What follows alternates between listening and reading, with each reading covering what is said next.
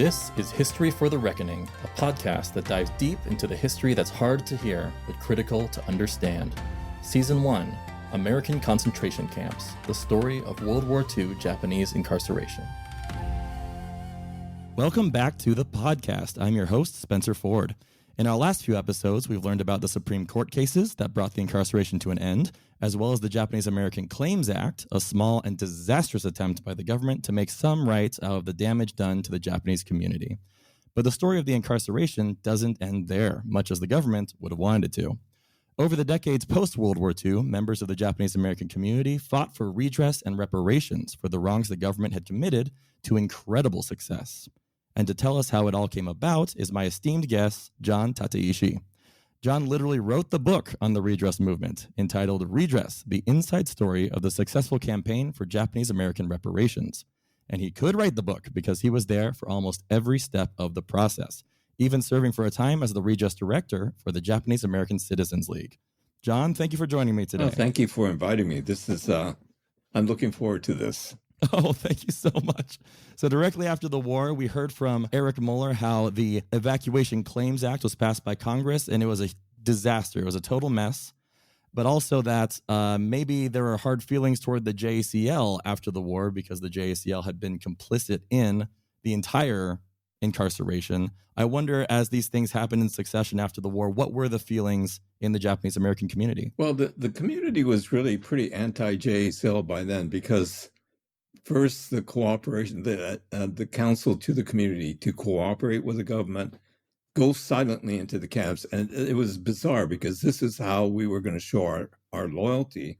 And then within the camps, complicit is probably the perfect word.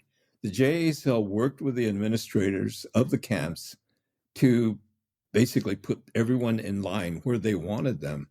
And the JACL didn't get a lot of love from those of us who were in the camps. So after the war, with the failure of evacuation claims, again, the JACL was seen as sort of stoolies for the government and ineffective in trying to do anything positive towards repairing the damages done. So for a period of time, the JACL kind of stood in the dark. But the amazing thing is that a lot of the Nisei joined the JACL, partly because the JACL was the organization that fought for the right of the Nisei to serve in the army. And you get the miraculous story of the 442nd and the intelligence service Nisei soldiers. And that became sort of the high point that we could look at as part of the experience of World War II. So what happened was that as the community evolved from the war, after the war, trying to recover, trying to rebuild, the JACL was on the sidelines, not being an integral part of anything going on in the community. Okay. And in the meantime, they were fighting for the rights of a lot of the Nisei farmers to get their property back because their farms had been stolen from them during the war. We were trying to survive. We were trying to rebuild our lives. And through the 50s, we were quiet. We rebuilt. We didn't really make any noise. And then the civil rights movement started in the 1960s.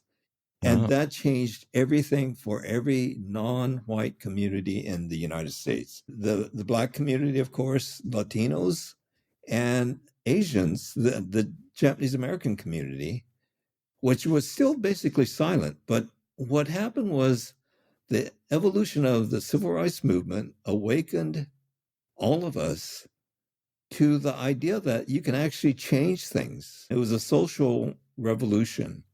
And for the young Japanese Americans who were then entering into colleges, it was a moment of real expansion for them. So these are younger, as in the third generation, Issei first generation, Nisei second, and these are which generation? Right. This is the third generation, the Sansei generation, which is really split into two parts. Those of us born before and during the war, and then those born after the war, after the community started resettling. And so eventually children started being born. So you get these kids who were born in the late 40s, early 50s, That don't remember camp. did not know anything about camp, had no idea, because when we returned to the cities where we would reside, there was this real sense of shame uh, Oh, because we were in prison. We had been labeled as disloyal, as traitors. And, you don't come out of prison saying, hey, man, this is great. Within the wow. community itself, there was total silence about the camps. Those of us who were kids, we had to talk. I mean, children don't have the same sort of alarm systems in Yeah. their brains. And so for us, we would talk about what camp was like. In fact, there was a kind of hierarchy depending on which camp you were in the way kids ask each other, what school do you go to? Our question was, what camp were you in? So if you were in one of the tough camps like Manzanar or Tule Lake, you're sort of king of the hill for that That's moment. crazy. And so we talked about things. We told stories about life in camps, things that happened, and we would sometimes exaggerate, maybe even lie. But there was all this dialogue going on. And it was the way, I realized years later, it was the way in which we were able to find some resolution to the experience, the catharsis that the adults, our parents, never got, because they felt so shamed by the experience. Even at the dinner table, husband and wives never talked about it. So you get these kids born after World War II in the late 40s, early 50s, growing up, never ever hearing anyone talk about camp. We, as kids, we knew this was not a subject we could bring up in the community.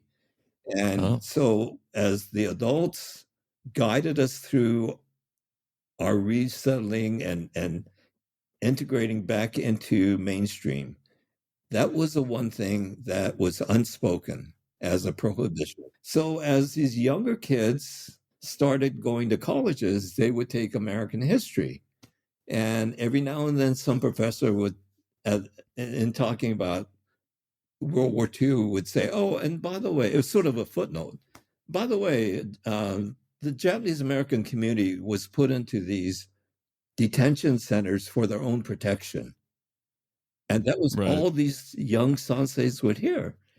And they're thinking, what the hell is this about? Keeping in mind that by this point, the civil rights movement was pretty much in full swing. I mean, there was so much momentum, and the Civil Rights Act, the Voting Rights Act, all of that was coming to a head.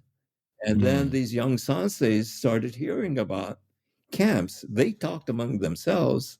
They didn't talk to us, those of us who were older, sanseis, because they knew that we were, in a sense, complicit in the silence, because we never told them about it. These are younger kids. And so they started calling home and asking their parents, what is this about camps? And the reaction as they started to learn about it, at first they were really angry at their parents for allowing this to happen to themselves, and then angry at the community for caving in and not resisting. And it inevitably led to their talking about the forbidden subject and doing it publicly.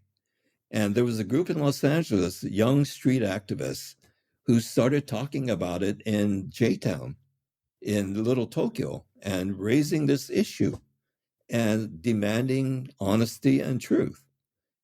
All right. So they weren't asking for any kind of action other than just tell us what happened. Give us the history. Yeah, their demands were not for anything other than truth, to try to understand what happened during World War II.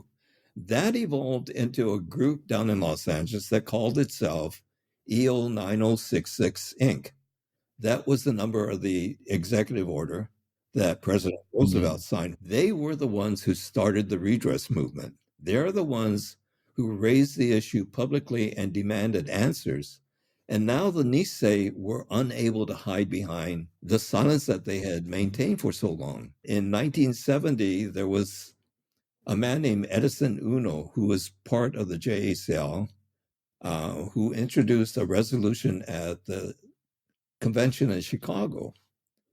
And it was a resolution that essentially was, I used to kid as that it was a feel good, kind of like Miss World, make the world a better place. And We want world peace. yeah. And it was sort of in that vein, but what he did was raise the civil rights or the civil violations of people in this country over the years. So it included First Nation tribes, it included slavery and various other things, and folded into that was the World War II incarceration of Japanese Americans. That was just one of several.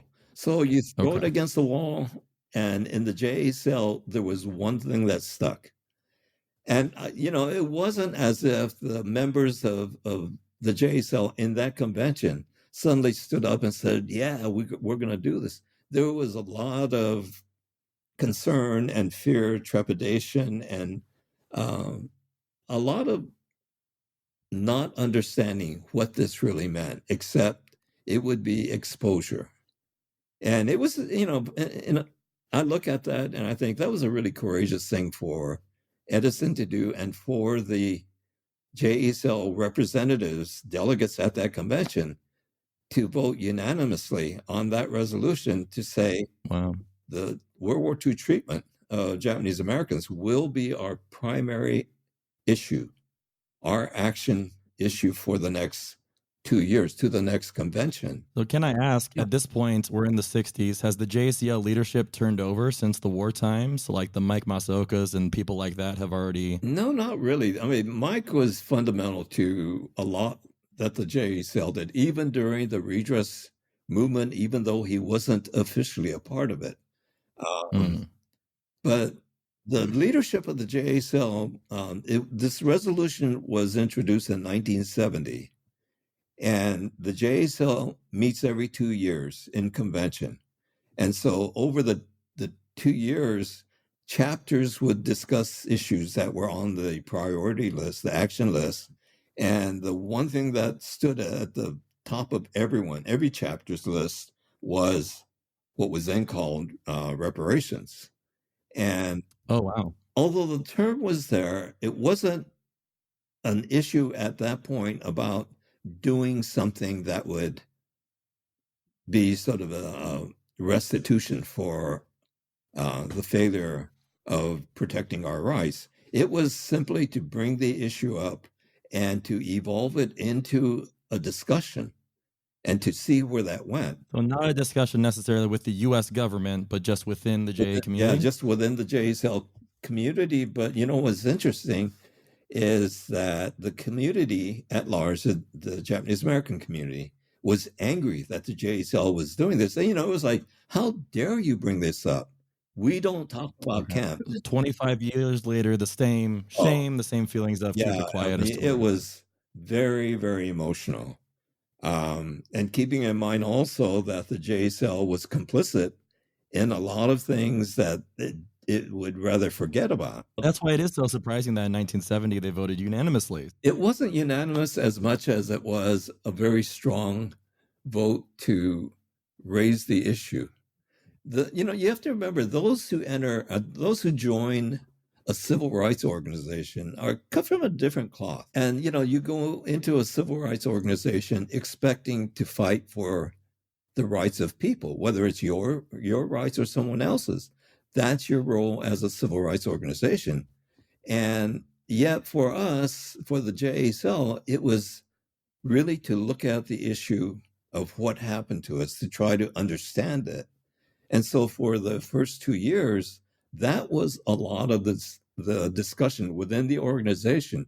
So the JSL has a hierarchy where you have chapters, that's the rank and file, and chapters have delegates within a district. There are 8 districts in the JSL in those days.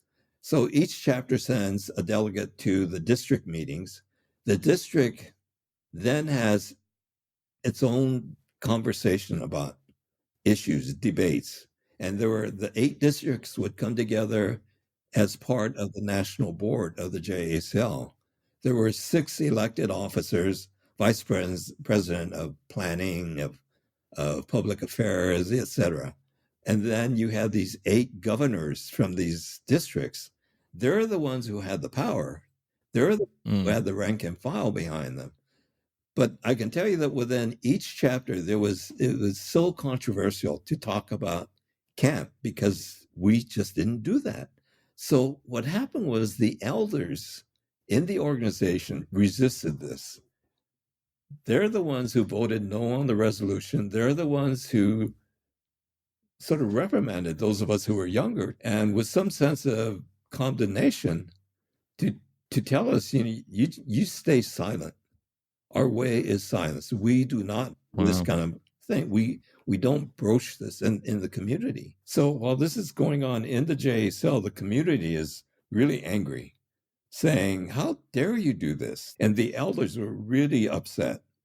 And, in the Japanese community, culturally, the elders have total control. You have to respect the wishes of the elders. It's just the way life is if you're Japanese American, if you're in Japanese culture. So here you get a bunch of upstarts, the Nisei, who were part of the JACL, pushing this issue out. And honestly, no one knew where this was going to go.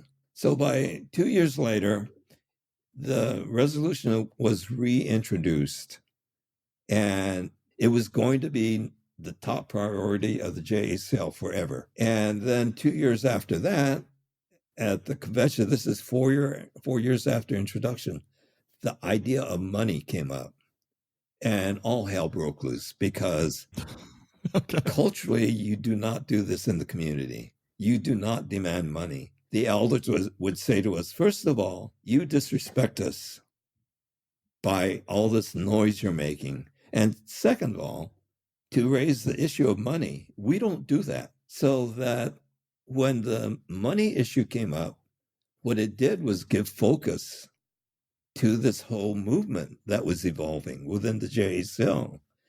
And so 4 years after Edison introduced that resolution, it started turning.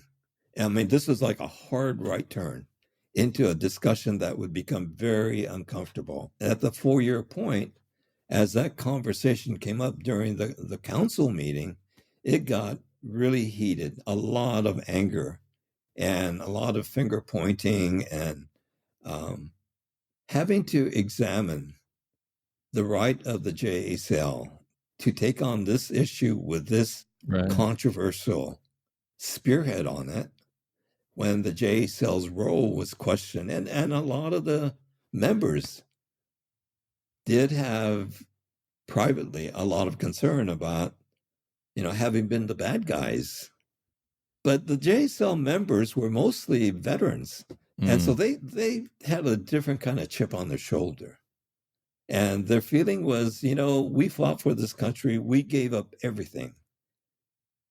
And now we're going to demand that you make it right. And so they were the voice that everyone listened to. But at the same time, the elders in the JACL were Nisei. There were no Issei in the JACL. In fact, they were prohibited from joining the JACL. You had to be an American citizen.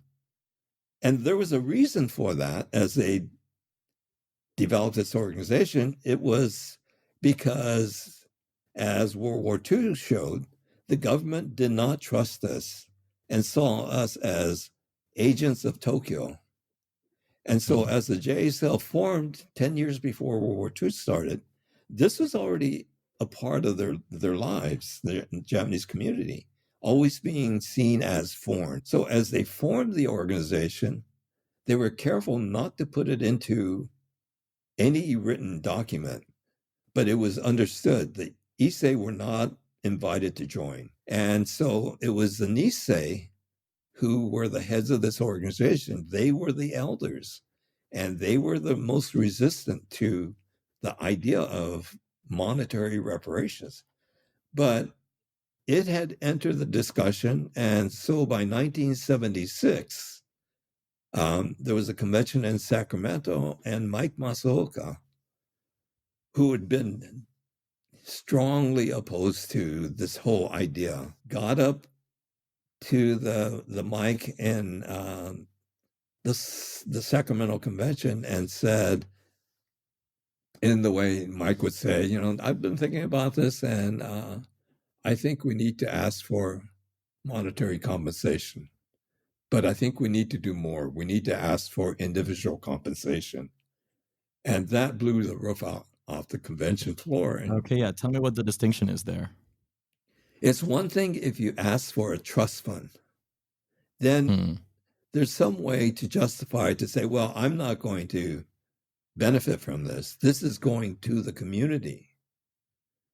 But in the conversations Mike was having with people like Edison, the idea of only a trust fund was such a felonious way of looking at this idea. And so Mike, in talking with, Mike was an operator. He was born and bred, and I mean, he was from Utah, but he spent most of his life in Washington, D.C. So he thought like a politician. And he saw that, as he told me later, he realized that we would never win this fight. So as long as we're going to get slaughtered, we should do it with honor and dignity for the right reason. And that would be individual compensation. And so the JACL adopted that position and was really an agent of change in the community. There was still a lot of resistance. And then in 1978, at Salt Lake City, I was appointed to head up the National JACL Redress Program. Wow. I was a newcomer to the JACL. When I was appointed the chair of the most important committee of the organization, quite honestly, throughout the convention floor, people were saying, who the hell is John Tateishi? Who is this kid? A kid. I was, I think, 46, 47. But in terms of but in terms of the leadership of the JACL, I was inexperienced, which is true. And I had only been a JACL member for 3 years at that point. Wow. But when I joined the JACL in 1975, I challenged the Northern California district for being really ineffectual in this whole conversation about reparations, and accused the chair of doing absolutely nothing. And he resigned. He was angry, and he resigned and said, all right, smartass, you take the chairmanship. I thought, why not? This is the issue I'm interested in. And so I became the chair of the regional operation in Northern California. And I thought, well, here we are in the Bay Area, the most liberal part of the United States. So let's see how whites view us, because this was an unknown issue. You could talk to 100 mainstream people, whites in this country, and ask them about World War II and what happened to us. Most of them didn't know, had no idea. Yeah. And those who did said, wow, that was the right thing to do. I mean, you betrayed us. You bombed Pearl Harbor. And we're still seen as guilty for all the things that happened in the Pacific, and still pretty much hated. And so my thinking was, well, let's see what happens in the Bay Area, because this is a really good test tube to see what kind of reactions there were. So I started doing a lot of talk shows. Started with a lot of those programs that air at 3 a.m. on Sunday morning. Yeah. But I would take any invitation, or I would beg for a time at a mic to talk about what happened to us. And what shocked me, actually, was that the reaction on these talk shows, the reaction was so vehement, so angry. There was a lot of insistence that we had no right to demand reparations or any kind of reconciliation of what had happened to us. And so the message, I realized, had to be that we were American citizens. We were here legally. We were born in this country.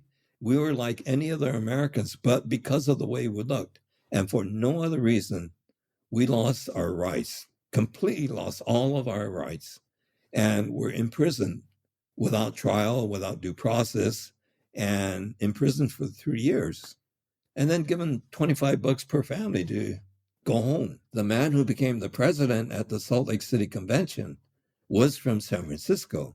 So he knew of my work, and he appointed me to chair the national committee. It was the plum, it was always given to someone with a lot of respect within the organization. So the question that went around is, who the hell is John Tateishi? Was really a serious one. Like, I didn't know if people were going to follow me and where I led this effort. My thinking was, all right, we've talked now for 8 years about this thing. And approaching the convention, I had convinced the man who was the chair and would become the president to appoint me, that what we needed was some kind of framework to create a campaign. And I suggested to him, it would be useful if you develop some guidelines, have your committee meet, develop guidelines, and that would be the focal point of the conversation at the next convention. Okay. And the guidelines only had two things on it: $25,000 per person affected by the government's orders, and the creation of a federal trust fund, an educational trust fund. And there was a lot of political thinking behind So at that point, no demand for the government to issue an apology, nothing specific like that. No, Okay. we thought about, there were going to be 3 points. But we left it at 2, left the apology out, because what we felt was that what will happen is, if the Congress gets this in legislation, what they'll do is strike out the first 2 and keep out the apology. They will never apologize. Sure. And so the only way to say no to the compensation is to say no to all of it. Yeah. And so I decided that it was time to do something.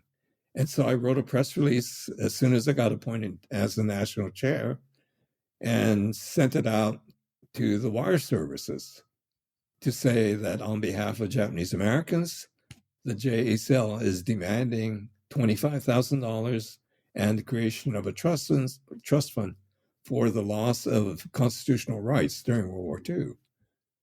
And I knew from my experience in the Bay Area that press release was going to raise hell all across the country. Right. But that, to me, that was important to do, because you can't fight the aggressors against you unless you know what they're angry about. And for them, it was a vague thing until we demanded the money. Until that happened, the media ignored us completely. But the minute we said 25,000, suddenly it was on the front pages of papers across the country. And it was running in the news on evening television. And it was seen completely in a negative light. Ironically, the only newspaper that gave us a positive review in those first weeks was the Orange County Register, in the bastion of conservatism in California. And it's because they saw it as a libertarian issue. And, the thinking of the editorial was that, of course, you don't deny Americans their rights. Even though we don't like these people, they're still Americans. Right. And it was the first step. And it was part of the argument that we would have to carry across the country. Yeah. So now that this argument is out there, what's the next step? Do we go straight to Washington? Are we doing a grassroots thing? Yeah. Well, what happened for us was that I appointed a committee and had a meeting shortly after the convention. It was in December that we met. And the purpose of the meeting, I said, would be to come up with a legislative strategy. First of all, we would have to decide, are we going to file a legal case against the government, or do this legislatively. Our feeling was, let's go to the Congress. It was the Congress that screwed us. And we need to go to the Congress and make them make it right. And we were all absolutely convinced of that. And so we started talking about how would we design this bill until one member of my committee said, hey, we're ahead of ourselves here because we need the Japanese American members of Congress to tell us if they're going to support us. And so there were 4 members of Congress: Danny Noah, the senator from Hawaii, Medal of Honor winner. Yeah. Spark Matsunaga, the junior senator from Hawaii, Norman Mineta, who became part of the Clinton cabinet and George W. Bush's cabinet, and newly elected Bob Matsui from Sacramento. And so we asked for a meeting with all 4. And in that meeting, we presented our proposals. There were 3 proposals we presented. And when you walked in the doors, had they already heard all of this, or was this news to them? They were all JSL members. Okay. They had all been following this issue. In fact, we met in Inoue's office in the Capitol. And as I had never met him, and as we walked in, he looked at me and said, oh, you're who in the hell is John Tateishi? And what happened was we presented our proposals. And we're talking about it, and I was sitting next to Inoue and was really struck by how this man, one of the most powerful members of the United States Congress, was being so timid about all of this. He wasn't, of course. He was digesting what the thinking was among his colleagues in Congress, mainly Norm Mineta. And so after we were debating this for a while, Inoue said, have you fellows ever considered a federal commission? I was disappointed because I didn't want a federal commission. To me, this is a battle we're going to fight straight up. And everyone says we're going to fail. There's no way you can get the Congress to approve this kind of legislation. And so my feeling was, the hell with the commission. Let's do this. Because the commission would be delays, or a commission would delay the process for 2 years. Okay. And so what Inoue explained was that you get a federal commission appointed by the president and the Congress with the members, and they do a study, an investigation of the circumstances that led to what happened to us, why it happened. And if warranted, the commission would issue recommendations to remedy the wrong. And he said, if you do this right, you could have hearings. One in D.C., you definitely need the D.C. hearing. But he says, you can also take the hearings to the community. And in the larger Japanese American communities around the country, hold these public hearings. That hit me like a bomb. I thought, holy crap. Because that's kind of what everyone was asking for in the 60s. They wanted transparency. They wanted the story told. Yeah, but no one wanted to do it this way because there's an urgency for us because the Issei, the first generation, were dying off in huge numbers by then.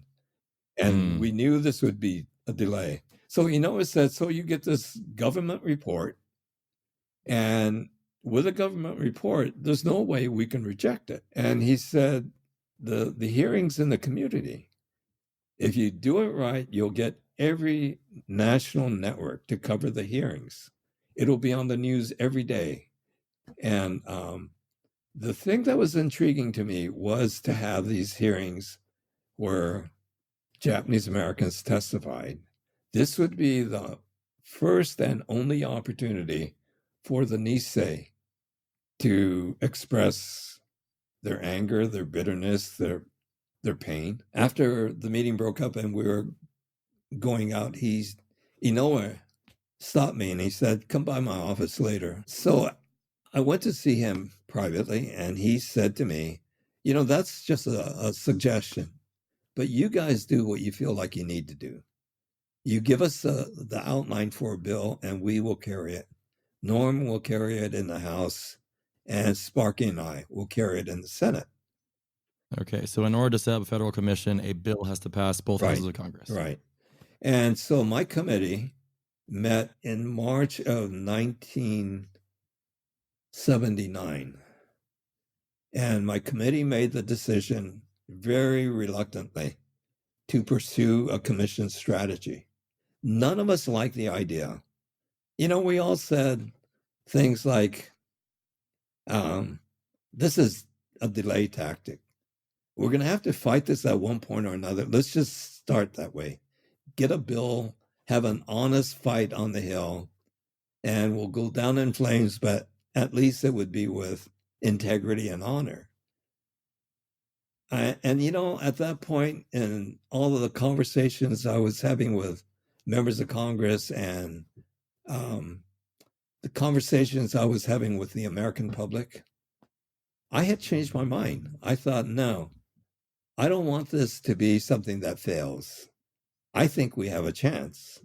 I really think there's an opportunity here. If for no other reason than this would be a great mechanism to use to educate the public about who we are as Americans and what the government did to us and how that was important for the future of this country. I saw this mechanism, this strategy of the commission as a perfect vehicle for achieving something we could never do on our own. Because at this point, keeping in mind, the community was still opposed to the JSL, didn't like the fact that we were carrying this issue. But we were the only organization capable of doing it. We had a national network. We had members all over. So my committee decided that we would pursue a commission strategy. And I knew that as soon as we made that decision, we were going to face a total backlash from the community. And that's exactly what happened. There was so much anger. And it was directed at the committee and at me. And I kid Mike Masaoka about it. And I said, the thing that hurt me the most, people were comparing me to you and before 1942 and me now. And I said, that really hurts. And, I had that kind of relationship with Mike at that point that I could kid around with him. But there was just total anger. And I should point out that the majority of JACL members were angry and opposed to this strategy. So my committee's decision wasn't the final decision. It had to go to the national board. And I worked, and the director of the organization, he and I worked with the president to kind of manipulate how the meeting could be held. And the national board accepted the recommendation. So that became the official position of the JACL, this strategy. Okay, and that was the green light for the legislation that you guys had drafted to be sent to those 4 members of Congress. And so I presented the legislation to the 4 Japanese American members and said, this is what we want to pursue. They wrote the legislation, and within a year, it got passed. It was phenomenal, but, it had a lot to do with Norm Mineta. He had a lot of power at the time in the House. And I was, at that point, I was in DC a lot to lobby. And my lobbying was, when you lobby, you do these scorecards. Those who are totally against, don't waste your time. Those who are completely in favor, don't waste your time. You don't need to talk to them. It's that sort of in between. But mine was the in between on the Republican side to break down a lot of the resistance and the no votes enough to be able to get this bill passed. But Norm Mineta and Bon Matsui did an incredible job of convincing a lot of their colleagues, and Norm was powerful enough that he could actually threaten members with political payback. And so he got the votes to get this passed in the House. And the House is always the more problematic of the 2 houses. Inoue and Matsunaga, they got theirs passed right away. And so once the commission was passed, it was actually Jimmy Carter signed the bill, in the waning days of his administration. He had already lost the election to Reagan. Mhm. And so Carter and Inoue were very close. And so Inoue pushed hard to get the bill signed by Carter. He didn't want to leave it to Ronald Reagan. Oh, he thought he'd veto it? Yeah, I mean, none of us wanted to leave it to Reagan. Reagan Sure. was an obstacle, and we knew that. And so Carter signed the bill. Reagan agreed to carry out the almost pro forma, the early parts of the commission functions, which is to establish it, appoint its members, and let it start functioning. Because the money was in the legislation for the commission to function.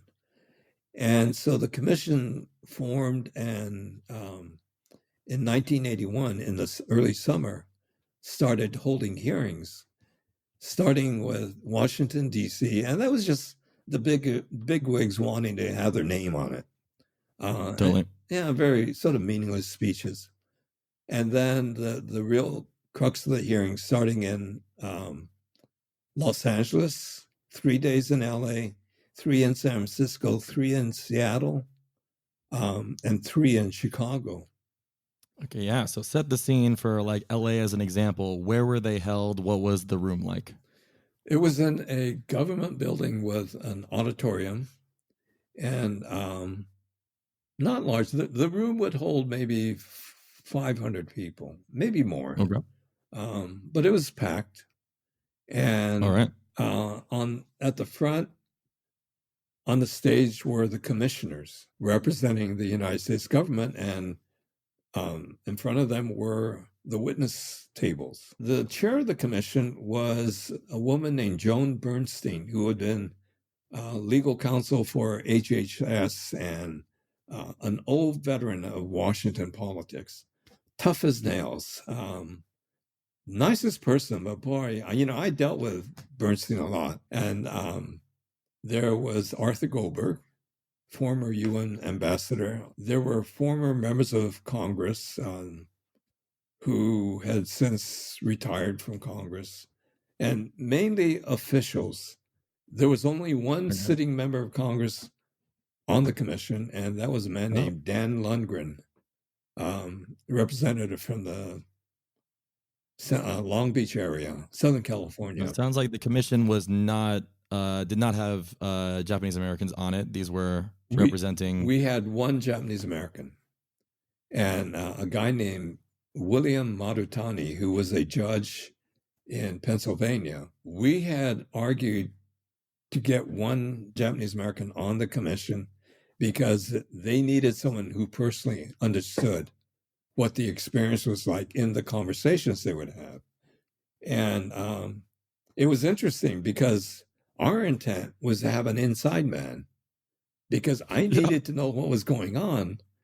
And so we decided on Bill Marutani among a lot of the prominent Japanese Americans across the country. Some names were suggested, but everyone begged off and said, I'm not the right person. Marutani was one person we really wanted.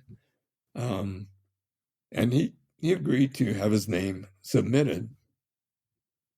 And he was appointed. Out of 9 commissioners, he was the only Japanese American. Mike Masaoka and I had lunch with Bill to talk about what he was going to be doing. And we had sort of general conversation, not real specific about anything. And then at the end of the conversation, Bill looks to me, and he says, John, until the commission finishes its obligations, this is the last time you and I will talk. Mike jumped out of his seat and said, what the hell do you mean? So you're inside man. And Bill said, I'm no one's inside man. A man of integrity. I love it. Yeah. And I was a bit befuddled by it, but I knew Marutani. He was a tough guy, total integrity. And I understood what he was doing. So over the course of the next 2 years, as the commission was doing its investigations and talking about what kind of reparations they would recommend. I talked to every commissioner repeatedly about a lot of this. The only one I never talked to was Bill. But I knew from my dealings with Bill within the sort of close quarters of the JSL that he and I had pretty much a similar view. I wasn't worried about him selling us short at any point. This is not a guy to be messed with. And, I mean, he was a judge. He understood that if you're going to pay redress to somebody for an injustice, it has to be meaningful. And in a committee meeting we had when we talked about compensation, Bill and I were the only ones who had the same number. Everyone else was below us in terms of how much they thought we should demand. Bring us back to these hearings. So we're in LA, we're in Seattle, we're in Chicago. Packed auditorium. What happened? Joan Bursting was there for the first hearing. She opened the hearing, and one by one, the Nisei got up to testify. At first, people were really angry that the commission strategy was something that we had chose. And then they were angry that they were going to be forced to testify. And I would tell people, you're not being forced to testify. You don't testify if you don't want to. You only do it if you're allowed to. And then as the hearings got closer, the Nisei were demanding that they be put on the witness list. And, a lot of the personalities came out because so often someone would come up to me and say, John, I'm an important person. You need to have me on that witness list. It was sort of a drama of human character coming out through a lot of this. But there were only so many witnesses that could be heard, just in terms of how much time they could speak. So the witnesses started talking. And one after another, they got up there and told these incredible stories of what they had experienced. And I realized this was going to be really hard. And because I was instrumental in the decision of this strategy, I felt like I had an obligation to sit through all the hearings. But I have to tell you that I couldn't do that. I mean, every now and then I'd have to take a break and go outside and sort of regain my composure. It's heavy stuff. Yeah, and it's the only time in my life I've ever seen Nisei men cry in public, ever. Whoa. And, regardless of all these other things that had gone on in our lives, in the Japanese community, there's this thing about stoicism. And in fact, that's true, because if you're a male, you're raised not to show your emotions that way. I remember when I was about 10 or 11 years old, I was at a playground and got hit by something and ended up with 11 stitches in my head. The only thing I kept thinking is, you can't cry. Do not cry. It's not allowed.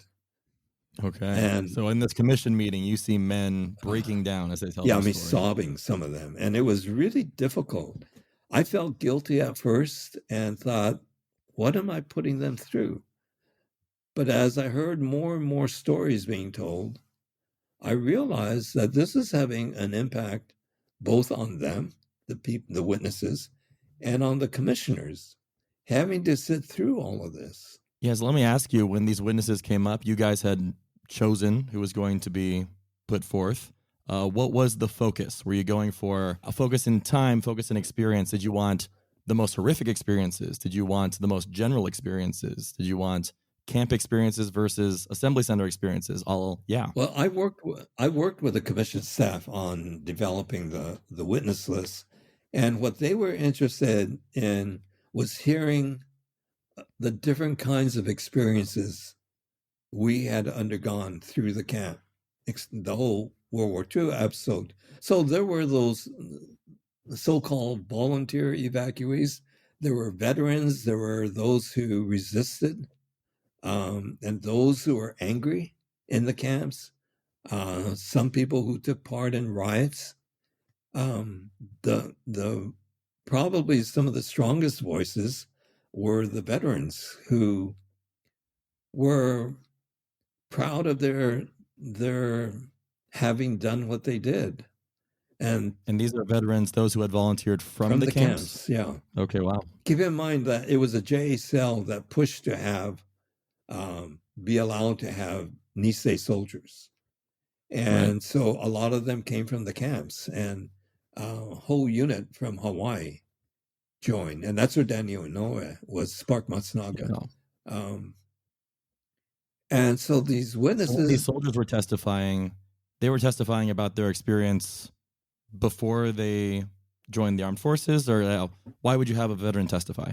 well, one of the things that was really important was for them to make the statement about loyalty, that not only did they give up everything, their education, some were in the middle of university educations, others were just starting jobs, and they gave all that up and went to camp, did not resist the government.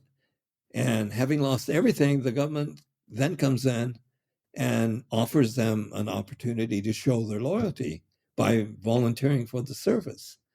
You can imagine there were a lot of Nisei men who just told them, go to hell. There's no way. You let my family out and I will serve. And they became resistors. The majority said, okay, this is an opportunity to free our people from these camps. So they volunteered for the military. It was that the commission wanted to hear from these soldiers about why they did this. What would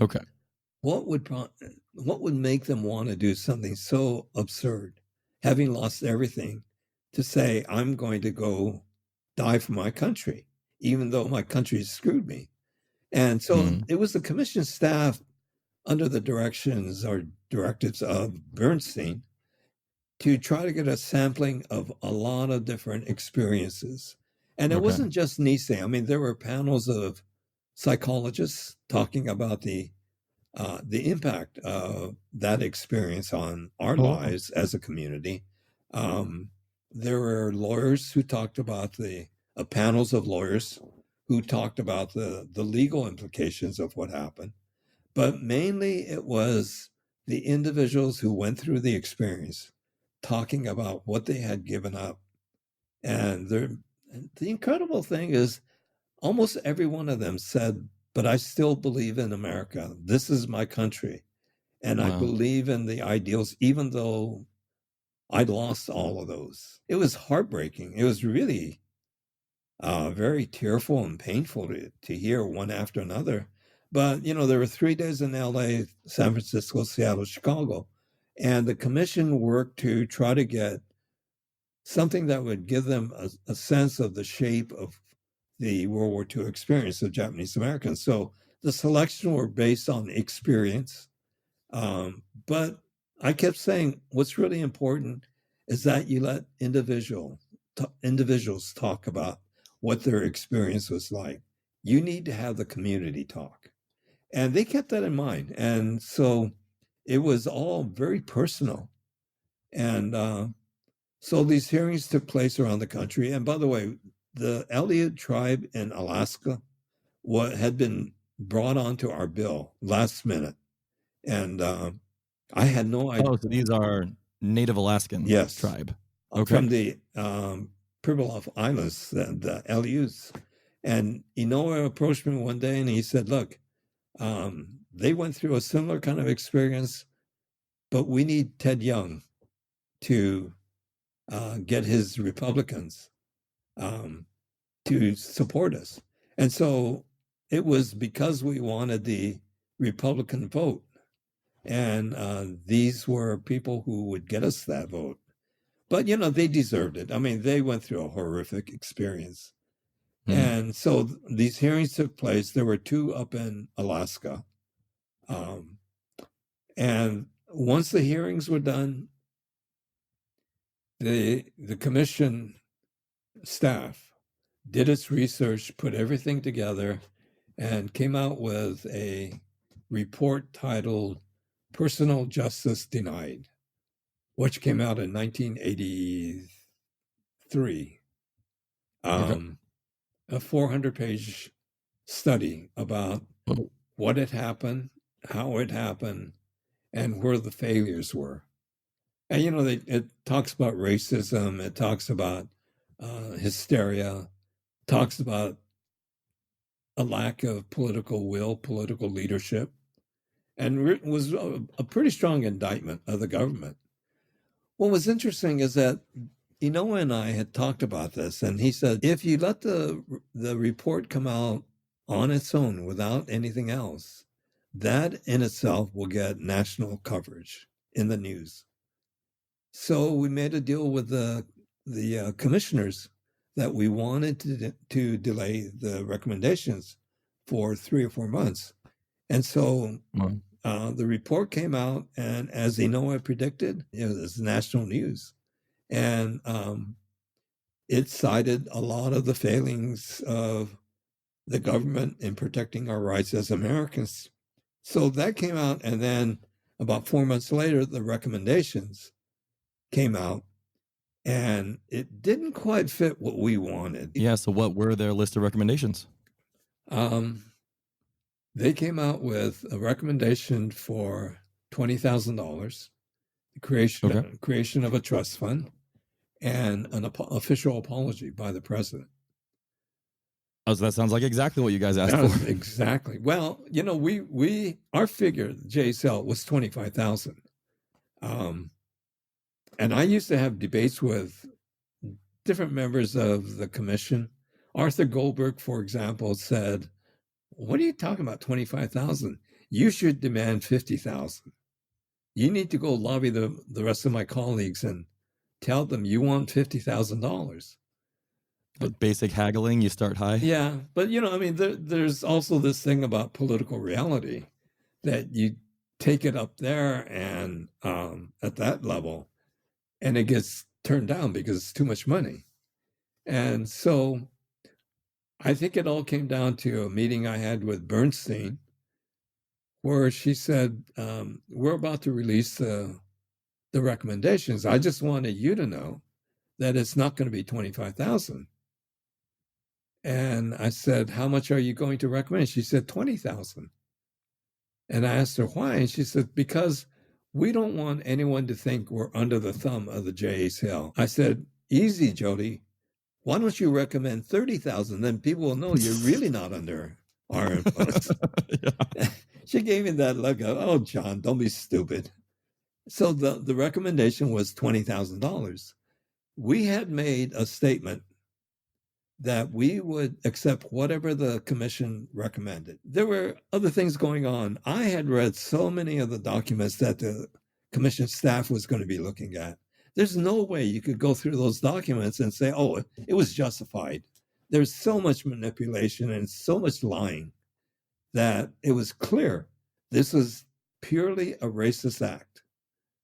And these documents, you put them all together, they all but say that. And so I knew that whatever the commission staff found, we were okay. I'm willing to stick my neck out there and say, I'll accept whatever the recommendation or the findings are. Yeah, so their recommendation comes out. Do you present it to your people, the JACL, or what was the reaction? Yeah, our official position was we issued a public statement saying we accept the recommendations. And that we had already said we're going to use the language of the recommendation as the language of the legislation. Verbatim, cool. We would take the recommendations out and put it. One thing that was important was I was lobbying to put the money figure at the top and sort of hide the apology. Put it third because, there's a 25,000, 50,000, whatever. And then there's 1.2 billion of a trust fund. Whoa. And then an apology. We wanted the apology. That was really important. But we didn't want to come out with it at the very beginning because Congress, it's too easy. Politicians will always take the easy way out and they would apologize and say, okay, it's done with. Forget the money. Mm. But so I was arguing for the money first and then the trust fund and an apology. And then, called me and said he wanted to talk to me about this. And he said, you're going about this the wrong way. You need to have the apology at the top. And I argued with him. I said, I defer to you on everything, but you're wrong on this. It's got to be the money. And he got a little frustrated with me after about 15 minutes of debating. He says, you know what? Go away, have a glass of wine tonight, come back and see me tomorrow, which is what I did. And when I went to see him, I said, you're right. I understand what you're saying. The point was, you put the apology first. So, with the separation of the findings from the recommendations, if the Congress accepts the findings, which they did, it officially went into the record of the United States government. And this was the Congress that accepted the truth of those the findings of that report. If you accept the findings, how can you reject the recommendation? Because if you accept that there was manipulation, racism, all the things that were unnecessary done to this group of citizens, and then you come out with recommendations that have at its head an apology for all the wrongs that were done, you can't say, okay, we accept that these facts are valid, but we don't apologize. It wouldn't work. It was a whole strategy. So I turned it around and started lobbying the members to put the apology first.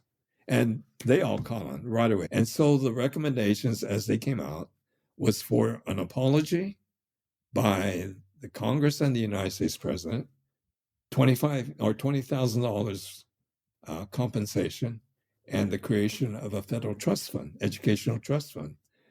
And that was what we took, the language of that, and put it into legislation and had a bill introduced immediately by Norm Mineta in the House and Danny Noor in the Senate. That went through different iterations.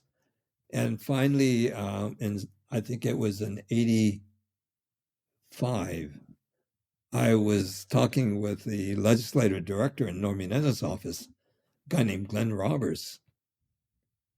And I said, you know, Glenn, that last bill, it had like a 20-word title to encompass what this was all about.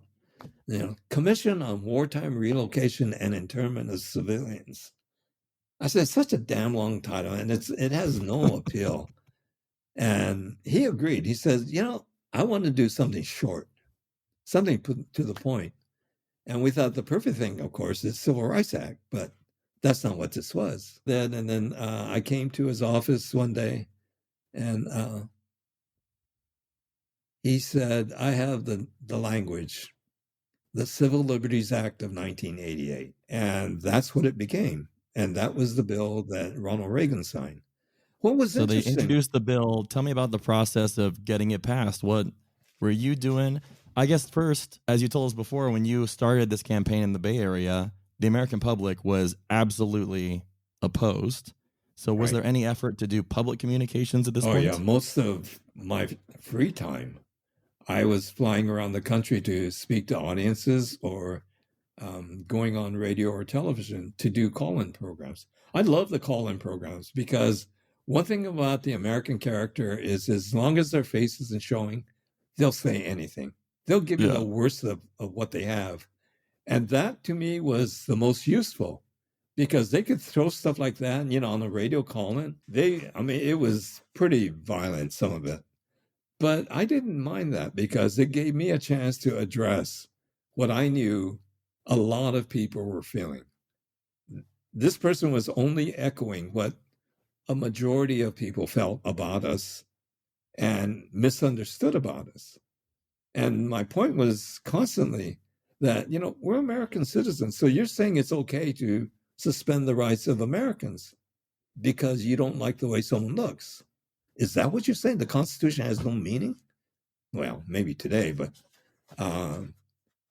in those days, people, you know, there would be this aha moment where people would say, oh, yeah, you know, you're right. Okay, and you were they made you the spokesperson, or was there a whole team that was doing these radio shows? How'd it work? I think there were individuals in local areas who were doing this. I mean, what happened was there was no publicity at all. And once this became an issue, There were radio hosts who were asking for someone to come on board and talk about this issue. We, the JSL, had trained people around the country. We had fact sheets and questions that may not be frequently asked, but always questions that would come up that were kind of tricky. And so we had a lot of information that we sent out to all of our chapters saying that if they request someone to come, you need to send someone from the chapter because they're going to find somebody. And so everyone had the sort of the party line of what this issue was about and could answer most of the questions. I developed these fact sheets mainly from experiences that I had here in the Bay Area and then going around the country. And so we were developing this whole library of questions that needed to be answered and with people who could answer them. And so there was a lot of education going on. And I felt from the very beginning that education was the most important part. My feeling was if we don't get money, that's unfortunate. But to me, it was more important to make Americans understand the injustice of what happened and to understand that we're Americans. I was tired of people saying, where do you come from? Or I would do these talk shows. It was dumbfounding to me. I would do these talk shows that would last 3 hours. And at the end of it, the hosts would say, that was great, John, appreciate it. And by the way, you really speak good English. Oh, geez. And I would say, 3 hours we've been sitting here and you haven't heard anything I've said. Oh, man. But this was what we were dealing with for the American public to understand who Japanese Americans were, that we were American citizens. We've always been loyal to this country. We fought for the country and we sacrificed a lot for the country. That was a message that I wanted them to hear. And I also kept saying, this isn't about the money. Yeah, there's a $25,000 figure that we're talking about, but it has nothing to do with the money. It has money involved because until we put money there, none of you gave a damn. But the minute we put $25,000 on this label, all of a sudden there's all this panic, like, oh my God, who are these people? Why are they demanding money? Until that money was there, that debate never took place. But for us, it's not about the money. It's about the future of America and the safety of the public and, the rights of people in this country. And that was clearly the message. And, afterwards, I was happy to see that, in fact, that's what happened. Because I would say, well, the Nisei, they're retired. They don't care about the money. They're gonna give the money away to churches, to charities. They'll set up education funds for the grandkids. And in fact, I used to say, I wish there was some Nisei who gets the money if we get it and goes off to Vegas and blows it in a weekend. That would be great. Yeah. I'd love to hear about that. But that's not what's going to happen because they don't care about the money. They want the principle understood here. And that's exactly what did happen. There's a museum in Los Angeles, the Japanese American National Museum. A lot of that building was built on redress money. So let's back up before people received their checks. Yeah. You were doing that public-facing work, and you had the defensive of all the chapters with their fact sheets. Tell us about getting the actual bill passed. How did that take place? It was a complex issue because we started out with a liberal Democrat as president, ended up with a conservative Republican who didn't like this kind of thing. Ronald Reagan was an obstacle, and we knew it. Although I have to say that at one point, I realized that unlike Jimmy Carter, who had no understanding of Japanese Americans, Reagan's from California. Yeah. I went to a meeting in the White House and can't remember the guy's name. One of his chief domestic policy advisors walked in the room and he said, "Hey, y'all, someone explain to me what in the hell is an Asian American?" Oh, geez. But I thought, well, this is what you're dealing with when you get these guys from Georgia The difference was, it occurred to me that would not happen in a Reagan White House, because Reagan knew the Nisei from the time he was governor. There were Japanese Americans who were friends of his. Reagan knew a lot of the leaders in the Japanese American community because in those days, a lot of Nisei were turning Republican. And so it wasn't like he didn't understand us. He knew who we were. He knew what we had experienced. So I thought, well, it's not all lost with Reagan. So when the bill got introduced as quickly as we could get it in there, it went through 2 or 3 iterations, ended up as a Civil Liberties Act of '88. What happened was that the Republicans in the House gave us the strongest resistance, and Bob Matsui made it a mission to strong arm as many Republicans as possible. So we had a team of lobbyists working. We would report to Norm Mineta to let him know where we were on our count. I didn't do much lobbying in the Senate because Danny Noah and Spark Matsunaga said, you need to concentrate on the House. We'll take care of the Senate. Yeah. So what was the lobbying like? Was it people who knew nothing about it and you were purely educational, or did you have to make some kind of bid and promise, or what was the? There were a lot of legislators who resisted this on principle because they did not believe in reparations. Because in their minds, you give it to Japanese Americans, and there is this huge population of African Americans out there.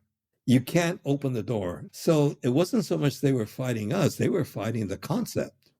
And plus they were fiscal conservatives, plus they were civil rights.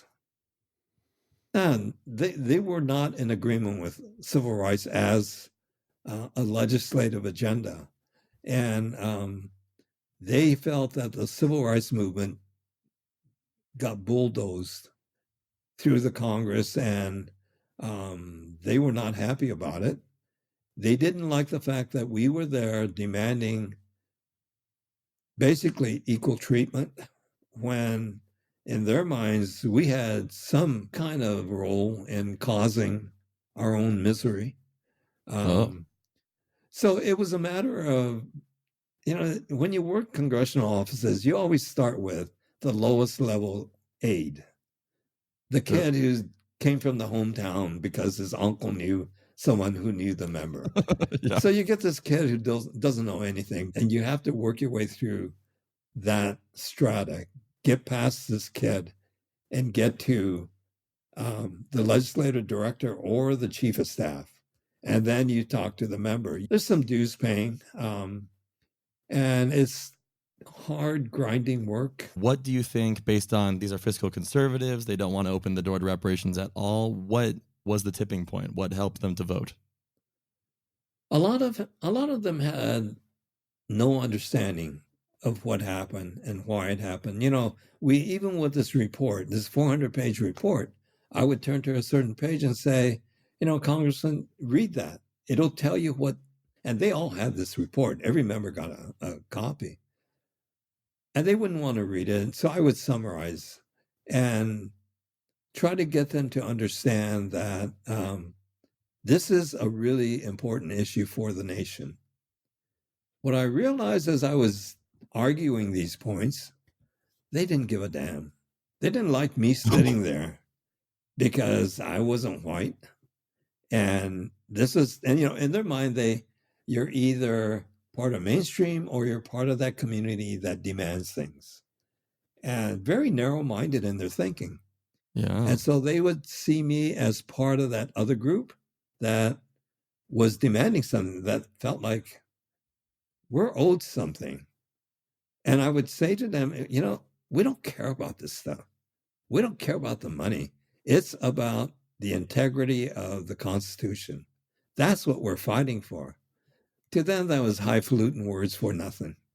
And so I would my role, I felt, was to break down the resistance and to report to Mineta or Matsui to say, I just saw Congressman so-and-so.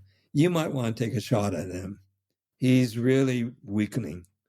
And they would go in, and Bob Matsui was almost vicious in his demands. And Norm Mineta, by virtue of being Norm Mineta, had so much respect that all he had to do was make a phone call and say, hey, Charlie, I understand that you have some questions about this. Why don't we have lunch? And then we'd get the vote.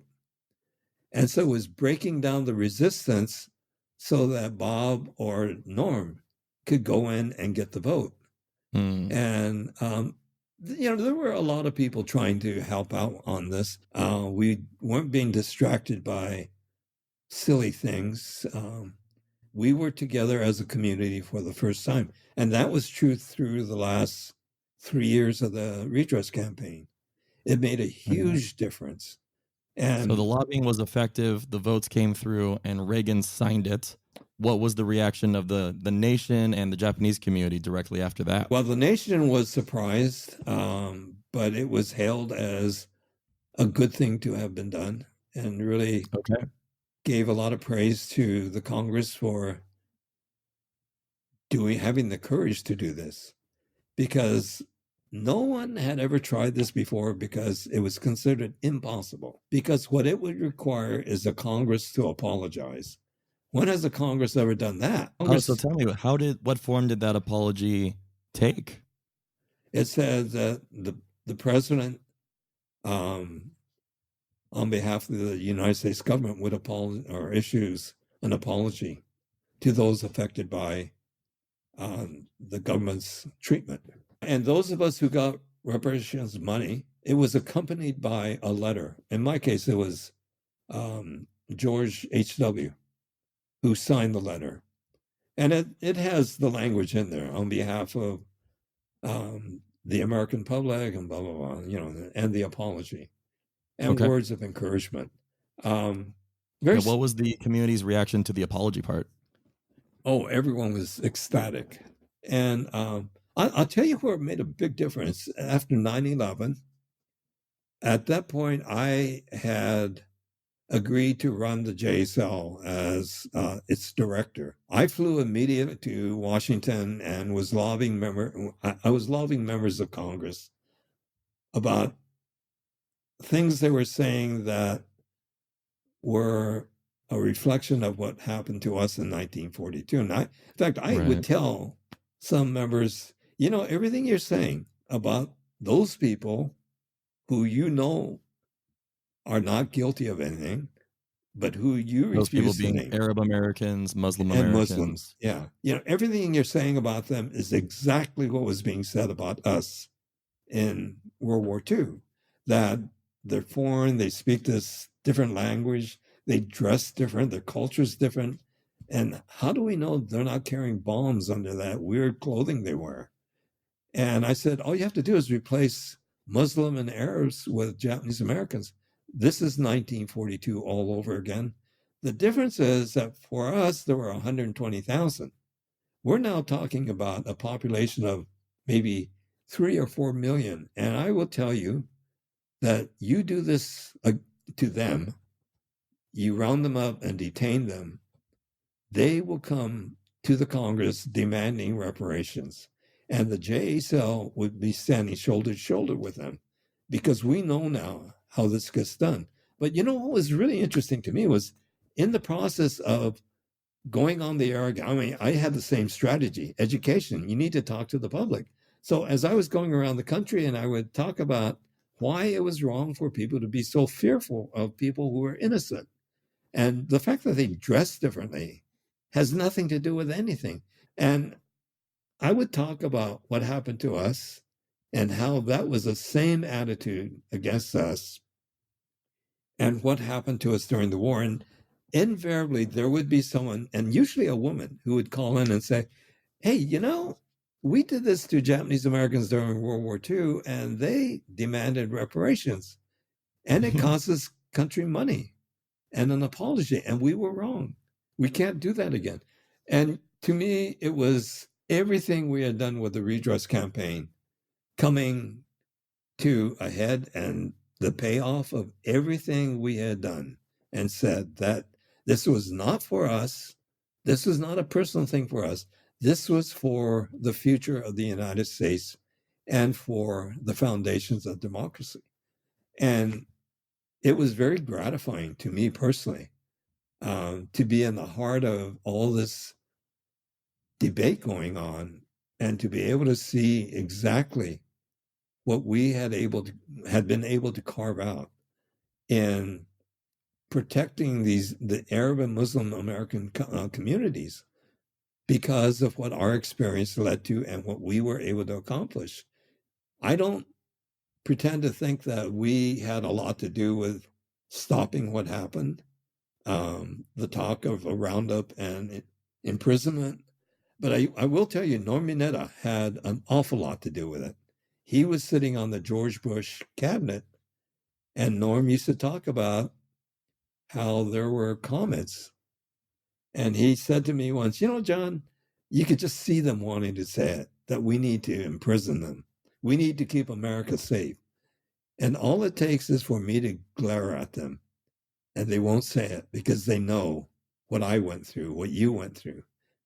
And so in a way, the country learned from our experience. And I was really proud of what we were able to accomplish and what it meant, what it signified for this so country. I wonder then, as closing, what do you think is the message that you want our listeners to take away from this history that you've been telling us, the history of a movement that was so successful, that got its goals, that got the apology?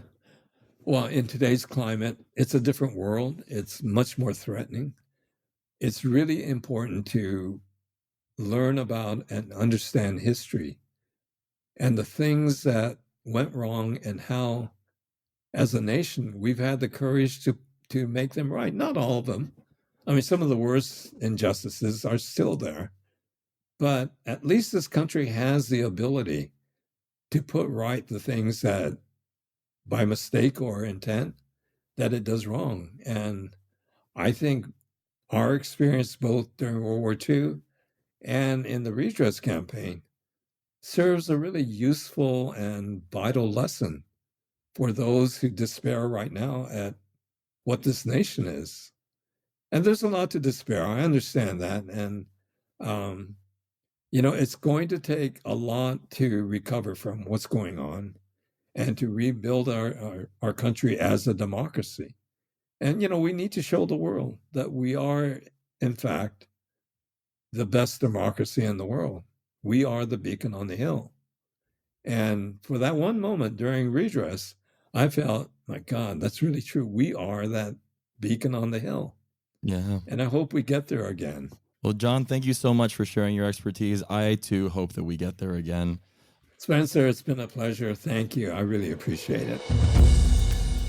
Season 1 of History for the Reckoning is made possible by support from the JACL Mount Olympus chapter, as well as generous financial support from the Takahashi Family Foundation and the JA Community Foundation.